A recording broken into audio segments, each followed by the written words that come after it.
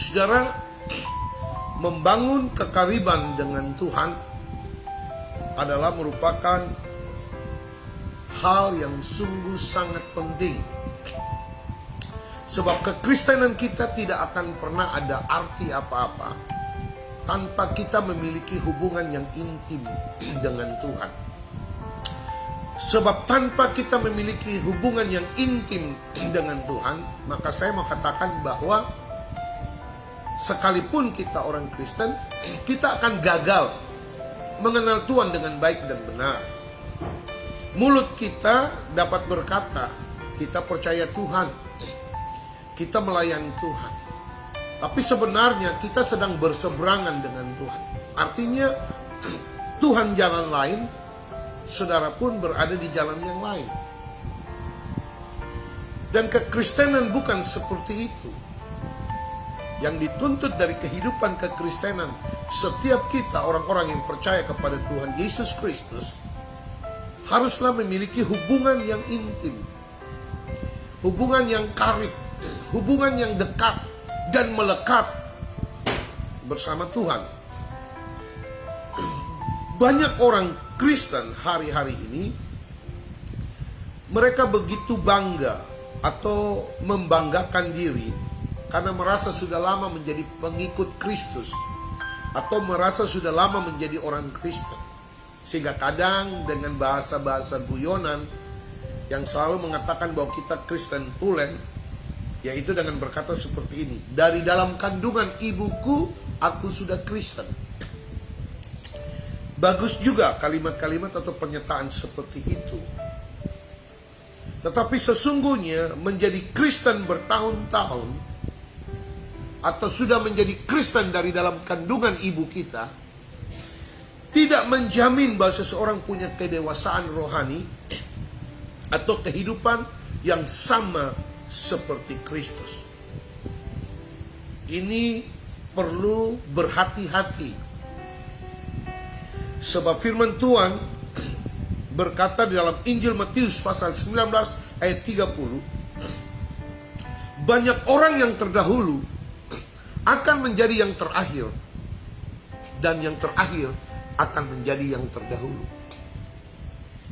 Kita harus berhati-hati. Jika tidak berhati-hati, firman Tuhan ini dapat terjadi dalam kehidupan kita. Yang tadinya kita berkata kita dari dalam kandungan ibu kita, kita sudah Kristen.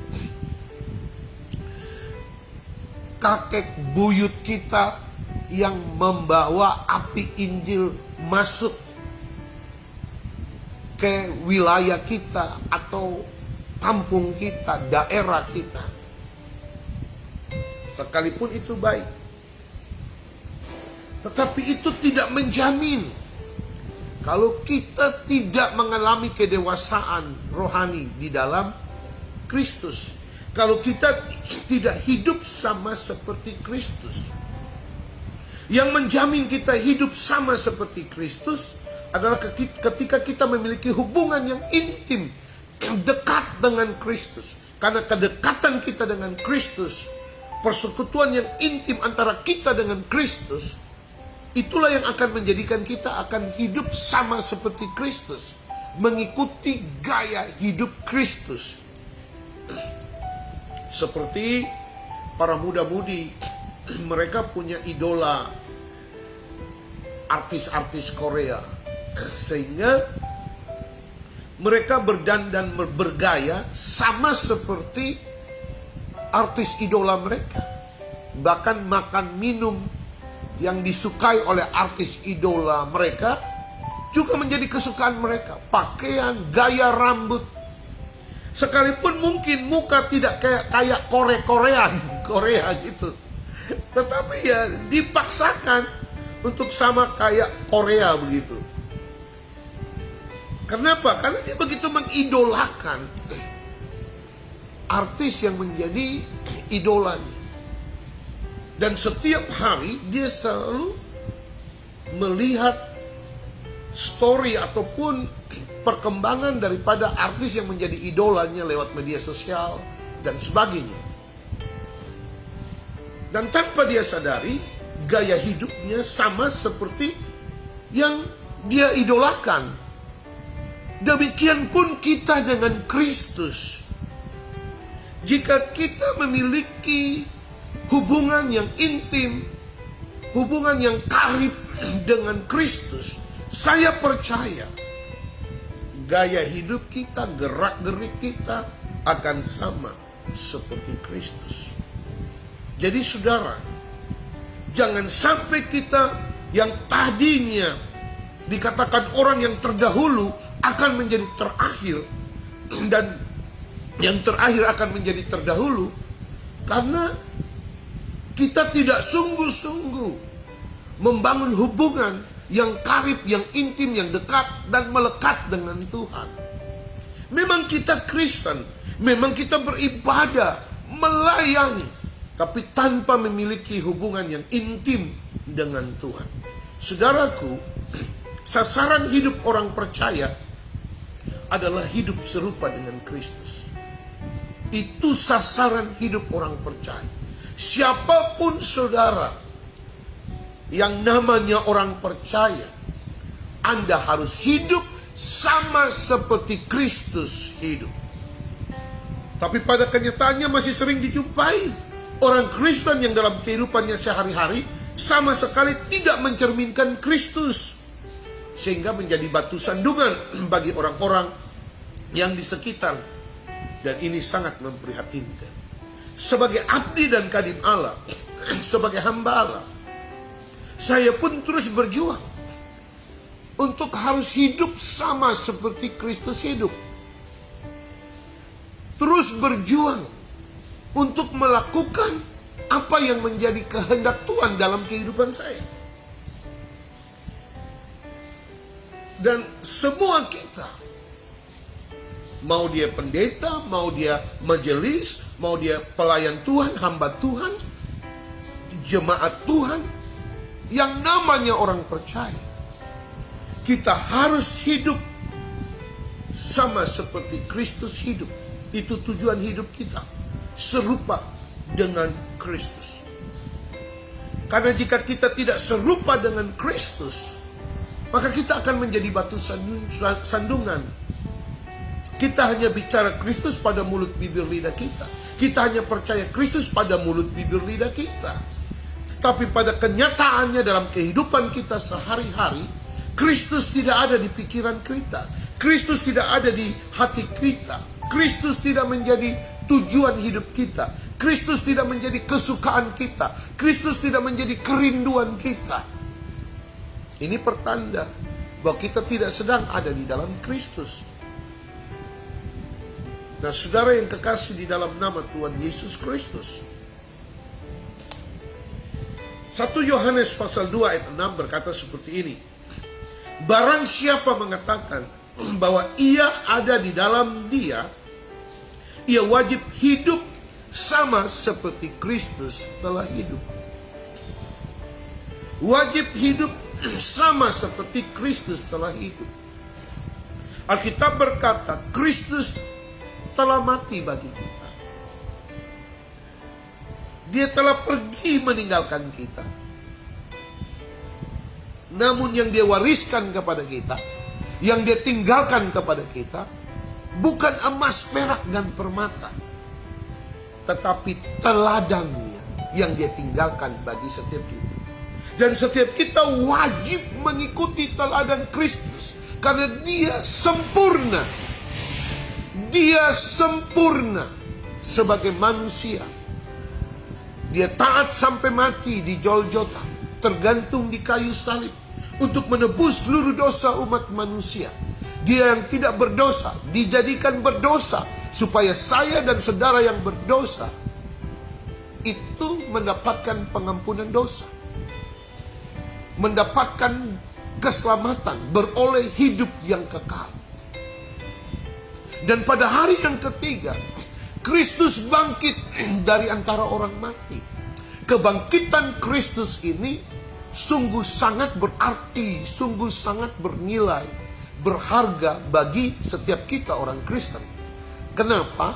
Karena jika Kristus tidak dibangkitkan, sia-sialah pemberitaan firman Tuhan. Sia-sialah iman percaya kita kepadanya. Oleh karena Kristus dibangkitkan, maka kita punya pengharapan. Kristus bangkit, maka kita punya kehidupan. Kehidupan yang baru di dalam Kristus. Dan kita harus sama seperti apa yang Paulus katakan. Yang ku kehendaki, yang ku ingini adalah mengenal kuasa kebangkitan daripada Tuhan Yesus Kristus. Saudara yang kasih di dalam nama Tuhan Yesus Kristus, hidup sama seperti Kristus hidup, inilah yang Paulus terus usahakan dan terus perjuangkan. Dalam Kolose pasal 1 ayat 29, Paulus berkata, itulah yang kuusahakan dan kupergumulkan dengan segala tenaga sesuai dengan kuasanya yang bekerja dengan kuat di dalam aku. Jadi hidup sama seperti Kristus itu tidak datang dengan sendirinya. Tetapi harus diusahakan, harus diperjuangkan. Keselamatan Tuhan Yesus berikan kepada kita secara cuma-cuma. Itu bukan hasil kerja keras kita. Itu bukan usaha kita. Tetapi itu oleh karena kasih karunia di dalam Tuhan Yesus Kristus yang telah memberikan keselamatan bagi kita. Yesus yang telah mengerjakan keselamatan itu bagi kita. Kita hanya menerimanya. Tanpa kerja, tapi kita sudah menerima keselamatan dengan cuma-cuma. Tapi untuk mengerjakan keselamatan itu ada harga yang harus kita bayar. Yaitu perjuangan, usaha, niat, keinginan yang kuat untuk tetap mengerjakan keselamatan yang Tuhan berikan bagi kita, dengan tetap berjalan dalam kehendak Tuhan, mengikuti setiap perintah-perintah Tuhan, dan hidup sama seperti Kristus hidup. Dan inilah yang membuat banyak orang Kristen tidak memahami, mengerti akan hal itu, sehingga menyia-nyiakan kasih karunia yang Tuhan berikan, menyia-nyiakan pengorbanan daripada Tuhan Yesus Kristus yang telah berkorban bagi kita, bukan dengan emas, perak, dan permata, tetapi dengan dirinya sendiri. Dia mempersembahkan tubuhnya untuk keselamatan kita, untuk menebus dosa kita, sebagai korban penebus dosa. Oleh karena itu Kristus mau kita memberi hidup kita. Dan hidup kita bukan lagi milik kita, tapi sesungguhnya adalah milik Kristus. Karena dia telah tebus kita. Dia telah tebus kita. Bukan dengan emas, perak, dan permata, tetapi dengan dirinya sendiri.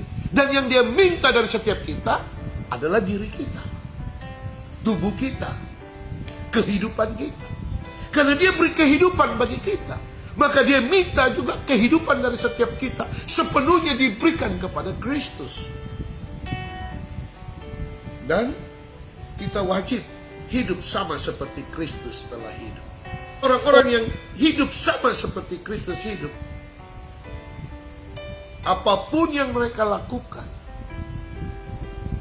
akan selalu mengikuti apa yang menjadi kehendak Tuhan.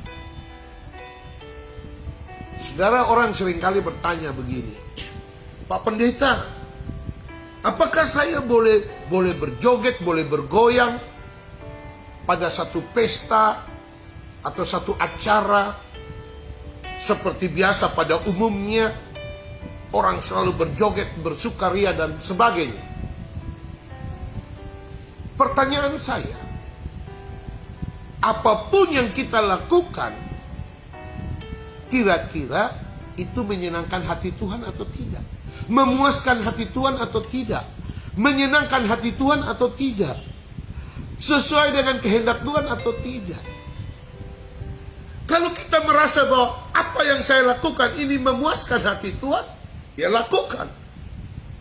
Kan pada kita ada firman Allah. Dan saya percaya kita semua tentu tahu akan apa yang firman Tuhan katakan yang mungkin kita sudah baca dan berulang-ulang kali, kita baca dan berulang-ulang kali pendeta mengkhotbahkan dan mengingatkan kita. Bahwa keinginan daging, keinginan mata, keangkuhan hidup tidak mendapatkan bagian dalam kerajaan Allah. Jadi kira-kira bagaimana kalau kita yang hari ini kita ingin untuk senang-senang dan sebagainya, kita ukur diri kita sendiri, tanya pada diri kita sendiri. Kira-kira ini daging tidak? Ini nafsu tidak? Ini duniawi tidak? Saudaraku, kita memang ada dalam dunia ini. Namun Alkitab katakan kita tidak boleh serupa sama seperti dunia. Kita harus punya warna yang jelas. Kita harus menjadi contoh teladan. Sehingga kita tidak menjadi batu sandungan. Dan orang akan mengenal kita dengan jelas. Dengan warna yang jelas. Bahwa dia bukan saja disebut sebagai orang Kristen. Tapi memang benar dia adalah pengikut Kristus. Karena kehidupan Kristus nampak dalam kehidupan. Nah, inilah yang harus kita perjuangkan. Inilah yang harus kita usahakan. Dan banyak orang Kristen gagal dalam hal ini. Mereka hanya mampu berkata bahwa mereka orang percaya. Mereka pelayan Tuhan. Mereka hamba Tuhan. Tapi mereka tidak mampu membendung semua kegairahan, semua kemerlapan, keinginan, nafsu dunia ini. Mereka tidak mampu membendung. Dan kalau ini terjadi, maka kita bukan menjadi orang Kristen, orang percaya yang sungguh hidup sama seperti Kristus hidup. Dan mengapa itu terjadi? Karena kita punya hubungan yang tidak dekat dan melekat dengan Tuhan. Kita tidak menyatu dengan Tuhan, sungguh-sungguh menyatu dengan Tuhan. Sebab kalau kita menyatu dengan Tuhan, keinginan kita bukan lagi seperti yang tadi saya katakan itu. Hanya memuaskan keinginan kita, nafsu kita, gairah kita. Nah, saudaraku, semua kita hari ini, kita hidup untuk apa dan untuk siapa? Seperti itu. Ya. Saudara, firman Allah bicara cukup sangat jelas bagi setiap kita. Bahwa betapa pentingnya kita membangun kekariban kita dengan Tuhan. Hubungan yang intim dengan Tuhan. Karena itulah yang akan membuat kita bisa berdiri kokoh kuat di tengah badai setiap persoalan masalah. Itulah yang membuat kita mampu melawan setiap gejolak keinginan nafsu dunia yang ada dalam diri kita. Dan saudara, orang-orang yang memiliki hubungan intim dengan Tuhan, dia tak akan pernah kompromi. Namun bukan berarti dia menjadi orang yang sombong rohani, tidak juga. Kan namanya kita ada di tengah dunia yang dimana ada sejumlah orang-orang yang tidak percaya. Ya kalau kita adalah, kalau boleh ya kita tidak menjadi serupa sama seperti mereka. Warna kita jelas. Ini yang perlu diperhatikan. Dan kita tidak bisa memaksa. Dan saya juga tidak sedang menghakimi saudara. Tapi sekiranya kita semua harus mengoreksi. Karena keselamatan itu bicara tentang pribadi masing-masing. Sebagai abdi dan khadim Allah, saya hanya memberitahukan kepada saudara sesuai dengan apa yang ditulis oleh firman Allah. Dan keputusan pilihan ada pada saudara. Itulah yang disebut dengan kehendak bebas. Yang Tuhan tidak pernah intervensi. Dan Tuhan taruh kehendak bebas pada setiap kita itu agar kita mengasihi Tuhan bukan karena terpaksa, bukan karena takut dan sebagainya. Tapi kita mau mengasihi Tuhan, mengikuti setiap perintah-perintah Tuhan, mau hidup sama seperti Kristus hidup, karena datang dari hati yang sungguh mengasihi Tuhan, hati yang sungguh mencintai Tuhan. Oleh karena ku cinta akan Tuhan, ku begitu mengasihi akan Tuhan, yang begitu baik bagiku, yang telah memberikan hidupnya bagiku, yang telah mengangkatku dari lumpur dosa, dan telah memberikan hidup kekal bagiku, menyelamatkanku dari segala kutuk hukuman daripada dosa, maka aku memberi hidupku sepenuhnya baginya. Aku mengasihi dan mencintainya dengan segenap hatiku, akal budiku, kekuatanku, dan seluruh hidupku kupersembahkan kepadanya sebagai satu persembahan yang hidup, yang kudus dan berkenan kepadanya. Tuhan mau kita mengasihi dengan dasar kasih. Kok jangan karena terpaksa. Ya, saya terpaksa harus hidup baik benar ketika ada Pak Pendeta. Ada pendeta di depannya, kita pura-pura baik suci. Seperti itu kan. Sehingga kita lihat di acara-acara pesta-pesta. Kalau ada pendeta, untuk sementara lagu rohani diputar karena perasaan. Karena ada pendeta. Nah, kalau kita bisa memiliki perasaan tidak enak, ya, peduli dengan perasaan pendeta, maka kita harus lebih daripada itu. Tuhan di atas segala-galanya. Kita harus bisa menjaga perasaan Tuhan dibanding perasaan pendeta. Pendeta manusia kok. Nah, ini banyak yang keliru. Kita lebih menjaga perasaan hamba Tuhan dibanding menjaga perasaan hati Tuhan. Kan seperti itu. Di acara-acara tertentu yang selama masih ada pendeta, ya lagu-lagu yang diputar, lagu-lagu yang dinyanyikan adalah lagu-lagu rohani. Setelah tidak ada pendeta, ya mereka punya keinginan, dengan mereka punya kehendak, kemauan, dan semuanya bukanlah untuk memuaskan hati Tuhan, menyenangkan hati Tuhan, tetapi untuk keinginan diri sendiri. Saudara yang kekasih di dalam nama Tuhan Yesus Kristus, iblis adalah bapa dari segala penipu, bapa dari segala pendusta, bapa dari segala pembohong. Iblis membohongi dan memutarbalikkan manusia dengan sejumlah tawaran-tawaran yang menggiurkan, gemerlapnya dunia. Sebagaimana dia menggoda Hawa dengan buah pengetahuan yang baik dan yang buruk.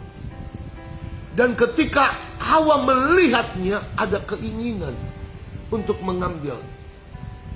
Dan iblis tahu manusia selalu punya keinginan.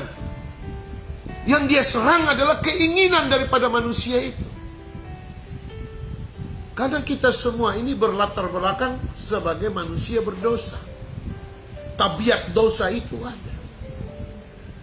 Dan iblis menawarkan itu, membangkitkan itu, menghidupkan itu. Maka setiap kita dikatakan yang telah menjadi manusia baru, kita wajib mati. Manusia daging kita ini mati. Manusia lama kita ini mati. Karena ketika kita hidup oleh daging, maka yang akan kita puaskan, yang akan kita beri makan adalah daging. Ya, perbuatan-perbuatan daging itu telah nyata. Dan Alkitab secara jelas mengatakan bahwa perbuatan-perbuatan daging tidak membawa kita masuk dalam kerajaan sorga. Membuat kita tidak menjadi bagian dalam kerajaan sorga. Kalau kita hidup menurut roh, dipimpin oleh roh, mengikuti kehendak Tuhan, maka yang kita lakukan, yang kita kerjakan adalah keinginan-keinginan roh. Kita memberi makan keinginan roh yang membangun iman kita, kerohanian kita, sehingga kita semakin dekat dengan Tuhan, semakin melekat dengan Tuhan. Kesukaan dan kerinduan kita hanyalah melakukan kebenaran, hidup dalam kebenaran, dan berjalan dalam kehendak Tuhan. Itulah orang-orang yang disebut sebagai manusia baru, ciptaan baru. Dan setiap kita yang menjadi manusia baru harus memiliki hubungan yang intim dengan Tuhan. Anda tidak bisa diselamatkan oleh Tuhan. Keselamatan itu saudara terima, lalu saudara tinggal diam dan tidak mengerjakan keselamatan itu. Lalu saudara katakan, saya pasti selamat. Tidak. Saudara harus mengerjakan keselamatan. Itu seturut apa yang Tuhan kehendaki, seturut apa yang Tuhan inginkan. Bapak, mama, saudara yang kekasih di dalam nama Tuhan Yesus Kristus, membangun hubungan yang intim dengan Tuhan sungguh sangat penting. Karena keintiman kita dengan Tuhan, itulah yang menentukan gaya hidup kita. Gaya hidup kita seperti apa, itu ditentukan dari hubungan kita. Apakah hari ini hubungan kita dengan Tuhan begitu intim, begitu karib? Jika hubungan kita begitu karib, intim dengan Tuhan, maka kita akan jadi sama seperti Kristus hidup. Kita akan hidup serupa seperti Kristus hidup. Tapi demikian sebaliknya, hubungan kita lebih condong kepada perkara-perkara duniawi, kepada kehidupan duniawi, keinginan-keinginan duniawi daging yang hanya memuaskan nafsu keinginan kita, itu akan terbukti dalam kehidupan kita sehari-hari. Nah, saudaraku, kita akan lihat seperti apakah gaya hidup Kristus. Gaya hidup Kristus itu adalah Kristus memiliki persekutuan yang karib dengan Bapa di sorga. Keberadaan Kristus di dunia ini tidak lepas daripada campur tangan Bapa di sorga, yang dimana Kristus datang ke dalam dunia ini dengan tujuan untuk menyelamatkan umat manusia. Menyelamatkan umat manusia. Dan Kristus tahu betul, sehingga dalam kesehariannya Kristus menunjukkan ketergantungannya kepada Bapa yang mengutusnya.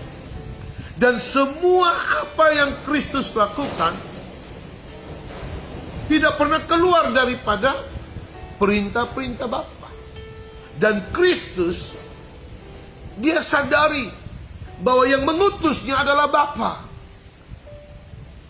Ada di dalam dunia ini untuk melakukan pekerjaan keselamatan bagi seluruh umat manusia, hingga setiap manusia beroleh keselamatan. Dan selama Kristus ada di muka bumi ini, dalam dunia ini, dia selalu memiliki persekutuan yang karib dengan Bapa. Dia tak pernah terlepas dengan Bapa di surga. Alkitab mencatat dalam Markus pasal pertama ayat 35. Pagi-pagi benar waktu hari masih gelap, ia bangun dan pergi keluar. Ia pergi ke tempat yang sunyi dan berdoa di sana. Saudara, 100% Kristus itu manusia. Berikan satu contoh teladan bagi kita. Di dalam kemanusiaannya, ia bergantung penuh kepada Allah Bapa di sorga yang mengutusnya, yang mempercayakan dia untuk mengerjakan proyek ilahi, pekerjaan yang besar dan yang mulia untuk keselamatan umat manusia. Maka Kristus, dia harus terkonek, dia harus terhubung dengan Bapa di sorga. Dia harus satu server, dia harus satu frekuensi. Kalau bahasa sekarang seperti itu, bahasa kerennya seperti begitu. Nah, banyak orang Kristen, mulut bibir lidahnya ya percaya Tuhan, tapi dia tidak satu frekuensi dengan Tuhan, dia tidak satu server dengan Tuhan. Contohnya gitu loh. Kalau itu bukti sederhana saja. Kan Anda lihat masih begitu banyak orang Kristen ke gereja, ya, melayani Tuhan, tapi masih mencintai perkara-perkara duniawi. Masih suka dengan hal-hal duniawi. Hal-hal duniawi dipertontonkan, lebih eksis dengan perkara-perkara duniawi. Ini perlu hati-hati. Saya pun perlu hati-hati. Terus berjaga. Karena namanya manusia tidak ada yang sempurna. Semua punya potensi untuk berbuat salah dan jatuh dalam dosa. Semua punya potensi untuk menikmati perkara-perkara dunia, bahkan hidup di dalam segala macam keinginan dan keduniawian. Jadi jangan heran ada yang menyanyi lagu dunia, lalu tiba-tiba dia menyanyi lagu rohani. Lagu rohani, lagu dunia dipertontonkan. Lalu yang paling disayangkan, dia adalah pelayan Tuhan, pendeta. Aduh, Kalau saya nonton saya kasihan juga. Tapi mau kata apa? Karena kita sudah bicara dan kita tidak bisa mengatur keinginan kehendak seseorang. Karena keselamatan itu urusan pribadi masing-masing. Saya sebagai abdi Allah, pendeta, hamba Allah sudah memberitakan, mengkhotbahkan, menyampaikan kepada saudara-saudara yang lain, atau mungkin umat Tuhan, jemaat Tuhan, atau hamba-hamba Tuhan sudah memberitahukan. Jangan menjadi serupa dengan dunia, jangan seperti dunia. Tapi toh masih saja ya, kita tidak punya hak untuk menghakimi. Itu urusan dia. Tapi paling tidak firman Tuhan sudah kita sampaikan. Dan kita hanya bisa berdoa agar setiap orang-orang percaya benar-benar bertobat, mengalami Tuhan dan hidup sungguh dengan Tuhan. Kita harus hidup dengan Tuhan, kita harus mengiring Tuhan, kita harus percaya kepada Tuhan, seolah-olah besok itu kita mati, seolah-olah besok itu Tuhan datang. Maka dengan demikian kita akan sungguh-sungguh menjalani kehidupan kekristenan kita. Kita tidak usah melihat orang lain. Kalau kita melihat orang lain, kita tak akan pernah bisa berubah. Kita tidak akan pernah bisa menjadi baik. Contoh, saudara tidak bisa katakan begini, dia omong Tuhan, tapi suaminya tidak bertobat, istrinya tidak bertobat. Dia omong Tuhan, tapi anak-anaknya tidak bertobat, dan lain sebagainya. Saudaraku, dengar baik. Sekalipun pendeta. Namun, yang pendetanya bukan anak-anaknya kan. Jadi kita juga tidak bisa menghakimi. Ada lebih baik kita mendoakan, saling mendoakan, agar keselamatan terjadi, perubahan terjadi, kegerakan kebangunan rohani terjadi dalam gereja Tuhan, dalam kehidupan orang-orang percaya, dalam keluarga rumah tangga Kristen. Suami istri diubahkan, anak-anak diubahkan, dipulihkan. Kita jaga mulut, bibir, lidah kita jaga hati pikiran kita, agar hati pikiran kita itu tetap lurus. Kita tidak usah peduli, kepo dengan kehidupan orang lain. Kita tetap terus memancarkan kasih Kristus. Kita terus berbagi kabar baik. Kita tetap terus berjuang dan berusaha menjadi terang, bukan menjadi batu sandungan. Sehingga dimanapun kita berada, kita selalu menjadi berkat, dan menjadi berkat. Dan bukankah itu yang dikehendaki Tuhan dalam setiap kita? Anda perhatikan baik, selama Kristus hidup di muka bumi ini, semua apa yang dia lakukan, apa yang dia kerjakan, semua itu sesuai dengan perintah Tuhan. Kenapa? Karena Kristus memiliki persekutuan yang karib dengan Tuhan. Banyak orang tidak melibatkan Tuhan di setiap apa yang mereka kerjakan. Apa buktinya? Sebelum memulai segala sesuatu mereka tidak pernah berdoa. Saudara, Anda orang Kristen, tapi hari ini jika Anda tidak melibatkan Tuhan dalam segala apapun yang Anda kerjakan, dengar, satu saat Anda akan ketemu dengan apa yang dinamakan dengan jalan buntu, mentok. Dan saat itu hanya Tuhan yang engkau butuhkan, hanya Tuhan yang engkau perlukan, dan hanya Tuhan yang bisa menolong saudara. Kristus menyadari betul bahwa dia diutus Bapa di sorga. Di dalam kemanusiaannya dia tidak mampu tanpa Bapa. Oleh karena itu dia terus membangun hubungan, koneksi, persekutuan yang intim dengan Bapa di sorga. Karena dia tahu dan dia sadari bahwa di dalam kemanusiaannya, tanpa pertolongan campur tangan Bapa di sorga, maka dia tidak mampu, dia tidak bisa melakukan perkara-perkara yang ajaib dan menyelesaikan, mengerjakan rencana-rancangan Bapa untuk keselamatan bagi umat manusia.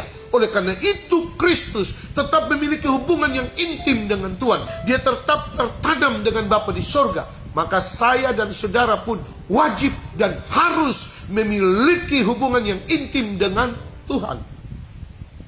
Saudaraku, apapun yang saudara lakukan hari ini, mulailah dengan berdoa. Berdoa. Sekalipun Anda mungkin sudah merasa seperti bosan, itu saja yang engkau doakan. Jangan pernah berhenti untuk berdoa. Jangan pernah untuk tidak berdoa. Tetapi terus berdoa sampai Tuhan menolong. Sampai Tuhan menjawab setiap pergumulan yang sedang engkau doakan. Dan terus berdoa. Karena dengan engkau berdoa, engkau sedang mengisi iman kerohanianmu dengan kehidupan Allah. Karena kedekatan keintiman saudara dengan Tuhan itu akan mentransferkan kehidupan Allah dalam kehidupan saudara. Sehingga hidup yang saudara jalani, hidup yang saudara hidupi hari ini adalah kehidupan yang datang daripada Allah. Itulah yang akan membuat engkau berbeda. Anda punya masalah, tapi Anda akan bisa kuat menghadapi masalah. Anda akan diberi hikmat, kebijaksanaan, ketenangan dalam menghadapi setiap persoalan dan masalah. Kenapa? Karena kedekatan engkau dengan Tuhan, keintiman engkau dengan Tuhan. Maka orang akan melihat saudara berbeda. Ya, saudara berbeda dalam menyingkapi segala sesuatu. Saudara yang kekasih di dalam nama Tuhan Yesus Kristus, banyak orang Kristen melayani Tuhan, sudah melayani Tuhan bertahun-tahun. Banyak orang Kristen mau ditolong oleh Tuhan dari setiap persoalan, dari setiap masalah, pergumulan hidup mereka. Tetapi mereka malah mengabaikan persekutuan dengan Tuhan secara pribadi. Ini yang menjadi masalah. Mereka hanya mengharapkan untuk didoakan orang. Sehingga tidak heran banyak orang Kristen saat punya masalah pergi cari tim doa di berbagai tempat. Pergi cari tim doa yang berkarunia, karunia penglihatan dan sebagainya. Tidak salah. Tapi saudaraku dengar baik, hidupmu bukan bergantung kepada tim doa. Tapi hidupmu seharusnya bergantung kepada Allah yang memberi kehidupan bagi saudara, yang telah menyelamatkan saudara, menebus hidup saudara dari dosa dan penghukuman kematian yang kekal. Saudaraku, karena saking terlalu sibuk dengan jadwal pelayanan, terlalu sibuk dengan pekerjaan sehari-hari, maka kadang kita mengabaikan hubungan persekutuan kita dengan Tuhan. Saudara, Anda bisa bekerja sehat sampai hari ini, itu datangnya dari Tuhan. Alkitab sendiri berkata berkat Tuhanlah yang menjadikan kita kaya. Jadi sesibuk-sibuknya saudara harus punya waktu dengan Tuhan. Kalau Anda punya waktu dengan rekan bisnis, Anda punya waktu dengan keluarga, maka Anda harus punya waktu juga dengan Tuhan. Dan itu yang paling terpenting, dan itu yang menjadi prioritas utama. Saudara yang kekasih di dalam nama Tuhan Yesus Kristus, berhati-hatilah. Jangan sampai kita terjebak dengan rutinitas pelayanan dan pekerjaan aktivitas kita sehari-hari, sementara hubungan kita dengan Tuhan malah kita abaikan. Hati-hati saudara. Jangan sampai Tuhan berkata, aku tidak mengenal kamu, enyalah daripadaku, kamu sekalian pembuat kejahatan. Saudara jangan merasa hari ini saudara sudah Kristen, saudara sudah melayani Tuhan, lalu saudara sudah mau pastikan bahwa saudara masuk surga. Tuhan kenal saudara. Hati-hati. Ada banyak orang Kristen yang hari ini mengaku Kristen, mengaku dikenal Tuhan, tapi pada akhirnya tidak dikenal Tuhan. Siapa mereka? Mereka adalah orang-orang yang tidak memiliki hubungan intim dengan Tuhan. Saudara mau kenal dengan Tuhan, saudara mau dikenal oleh Tuhan, maka jangan mengabaikan persekutuanmu dengan Tuhan. Jangan mengabaikan hubunganmu, keintimanmu, kedekatanmu dengan Tuhan. Saudara, contoh saja, Anda bisa memberi sesuatu, menolong sesuatu pada orang yang benar-benar saudara sudah kenal. Yang mungkin dia datang katakan, saya bisa pinjam ini, pinjam itu, dan Anda bisa beri barang yang berharga, yang bernilai. Karena Anda sudah kenal, Anda tahu persis. Anda tak akan pernah memberi sesuatu kepada orang yang sama sekali Anda tidak kenal. Bahkan Anda pun mungkin tak akan pernah mungkin mengizinkan dia masuk ke dalam rumahmu. Karena Anda tentu perlu berhati-hati, berwaspada, berjaga. Anda tidak tahu bagaimana Tuhan mau kenal kita. Lalu kita datang-datang dan mengaku bahwa Tuhan, ini aku loh Tuhan. Ini aku yang telah melayani Engkau. Ini aku yang telah membuat banyak mujizat, bernubuat, dan sebagainya dan sebagainya. Lalu Tuhan bilang, siapa kamu? Kamu dari mana? Aku tak mengenal kamu. Hanyalah engkau dari hadapan. Hati-hati saudara. Jangan sampai kita merasa kita dikenal oleh Tuhan, tapi Tuhan tidak mengenal kita. Saudaraku, rindukanlah hadirat Tuhan, agar Tuhan selalu menyertai kita dalam setiap pelayanan kita, dalam setiap pekerjaan kita. Saya sungguh sangat percaya orang Kristen yang memiliki hubungan yang intim dengan Tuhan, yang memiliki hubungan yang karib dengan Tuhan, dekat dan melekat dengan Tuhan, dia tak akan pernah ditinggalkan Tuhan. Tuhan akan selalu menyertai. Saudaraku, jadilah seorang pelayan-pelayan Tuhan, seorang pengusaha, seorang pebisnis, seorang pekerja, mahasiswa, seorang ibu rumah tangga, kepala rumah tangga, siapapun saudara, apapun pekerjaan saudara, saya mau bilang, libatkan Tuhan senantiasa.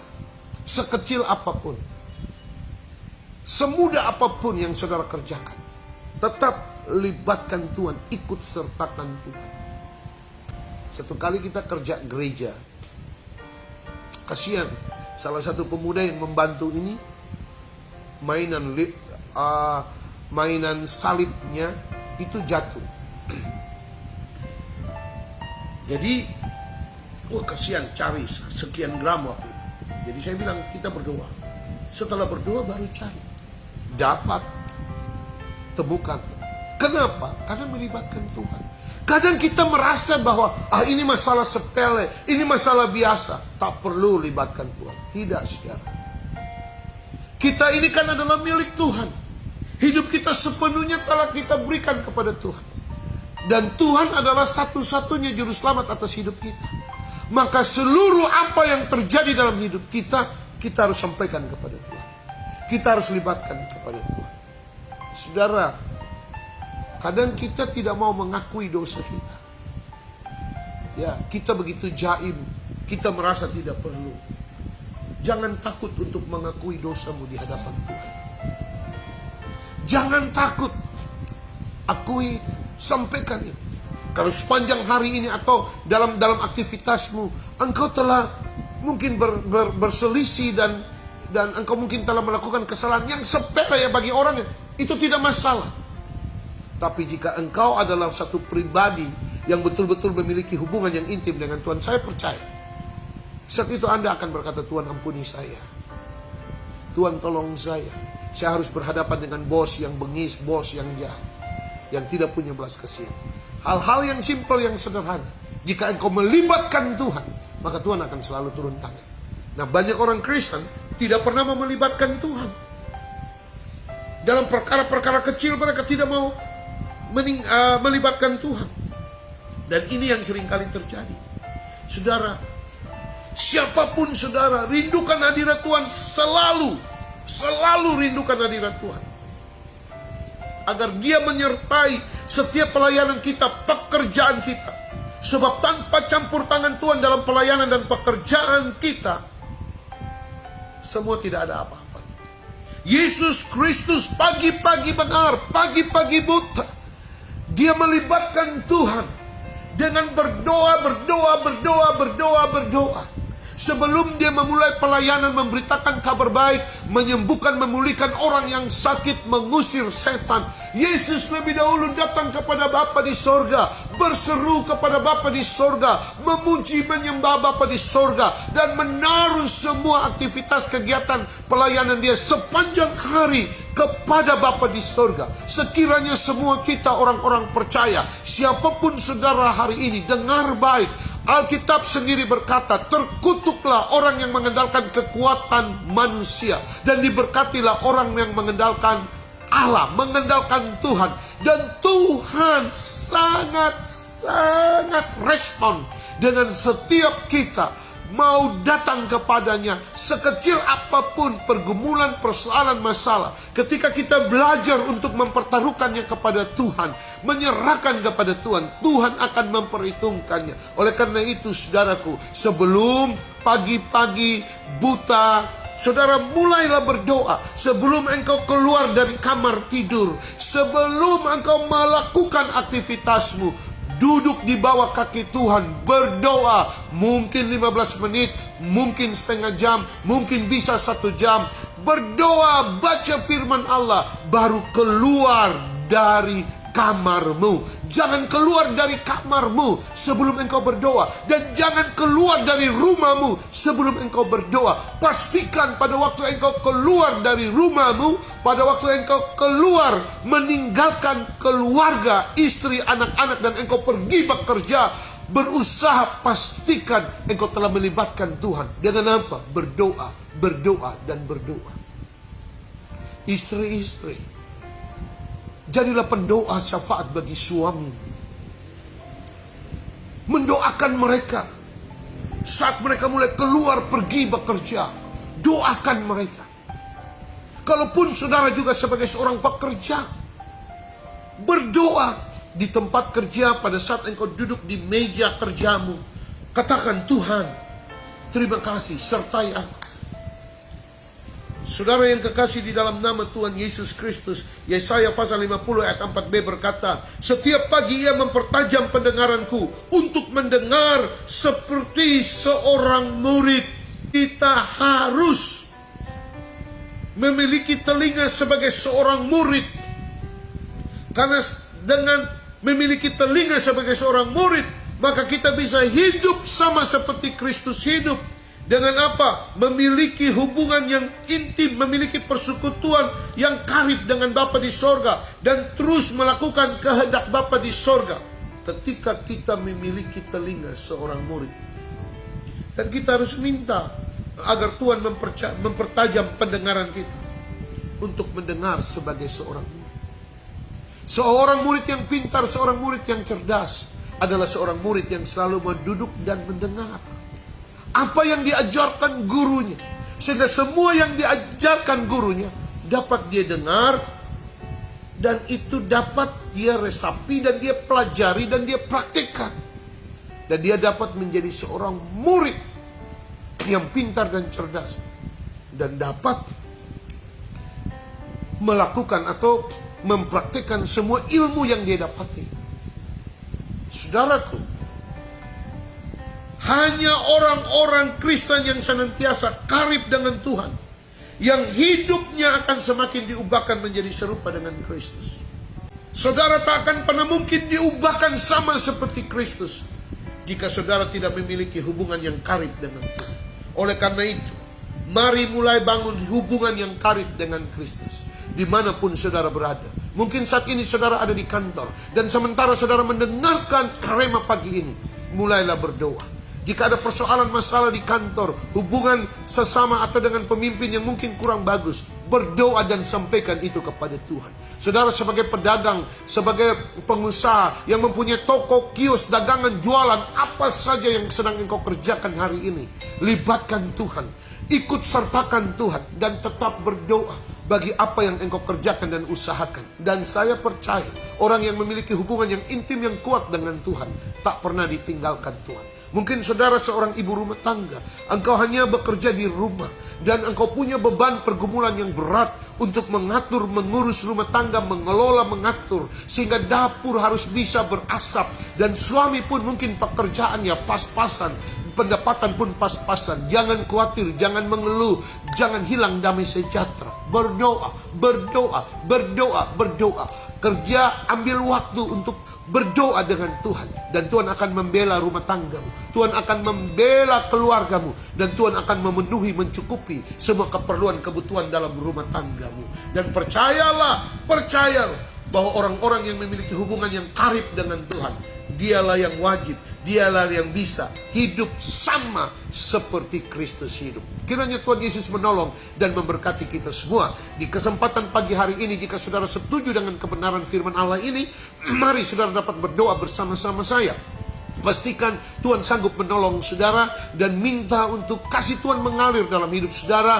Roh saudara terus menyala-nyala, semangat saudara terus berkobar-kobar untuk mencari Tuhan, memiliki hubungan yang karib dekat dengan Tuhan, dan selalu melibatkan Tuhan dalam kehidupan, dalam segala hal, dalam segala perkara. Dan saudara wajib hidup sama seperti Kristus hidup, sebab itulah yang menyenangkan dan memuaskan hati Tuhan. Mari kita satu hati dan mari kita berdoa.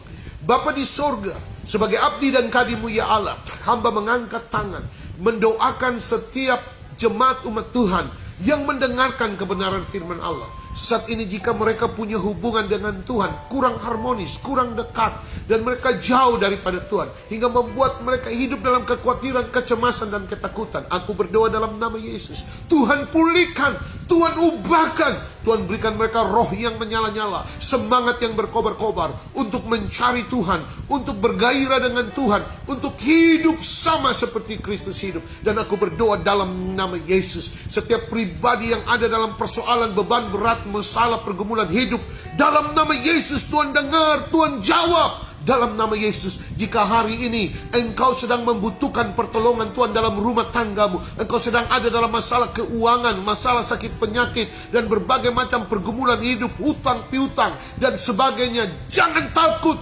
jangan bimbang, jangan ragu, percaya Tuhan pasti tolong. Dan hamba berdoa di dalam nama Yesus, Tuhan tolong dalam nama Yesus bagi mereka yang ada dalam masalah pergumulan hidup dengan masa depan anak-anak, pasangan hidup, keuangan dan sebagainya. Aku berdoa dalam nama Yesus, Tuhan tolong, Tuhan campur tangan, dan terlebih daripada itu Tuhan bawa mereka untuk selalu mencari Tuhan, menggerakkan hati mereka untuk ada di bawah kaki Tuhan. Dan aku berdoa bagi mereka yang berdosa, Tuhan ampuni, bagi mereka yang telah hilang arah tujuan, Tuhan kembalikan. Dan aku berdoa dalam nama Yesus, diberkatilah umatmu, jemaatmu yang telah mendengarkan firman Tuhan, dan ditolonglah mereka dari setiap persoalan, masalah, dan pergumulan hidup. Di dalam nama Yesus, di dalam nama Yesus, terimalah pertolongan Tuhan.